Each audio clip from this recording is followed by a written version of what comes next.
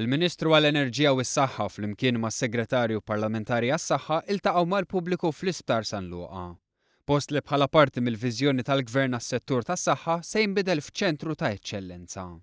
Il-Ministru Konrad Mizzi ħabbar li kumpanija Amerikana se tingħaqad mal-konsorzju magħżul biex jagħmel investiment ta' 200 miljun euro fl-isptarijiet San Luqa, Kering Grek u l-Isptar Ġenerali ta' Għawdex.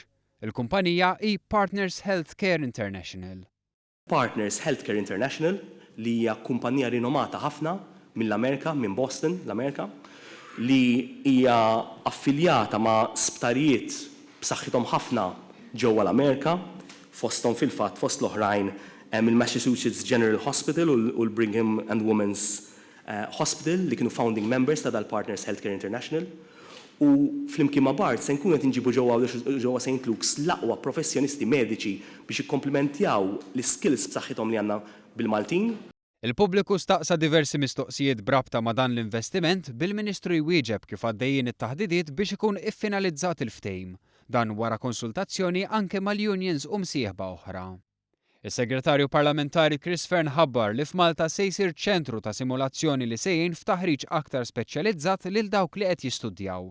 Fi żvilupp ġdid ħabbar ukoll dak li se jkun qed jagħmel il-Gvern biex jindirizza l-lista ta' stennija fid-Dipartiment tal-Outpatients.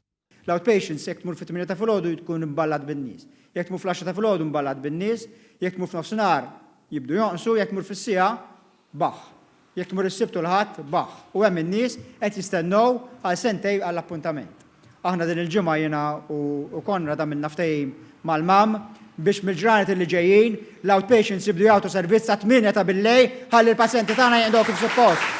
Fern tkellem ukoll dwar kif il-Gvern qed jaħseb biex isib mezzi ħalli jġib u jiffinanzja mediċini li jiswew mhux ħażin għal dawk morda bil-kanċer.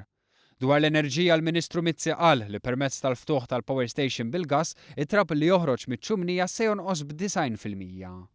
Kien f'dan il-kuntest ukoll li l-Ministru rrefera għal dak li qalet il-Kummissjoni Ewropea meta kkummentat b'mod pożittiv dwar it-tkabbir ekonomiku reġistrat f'Malta kawżat tal-investiment li qed isir fis-settur tal-enerġija.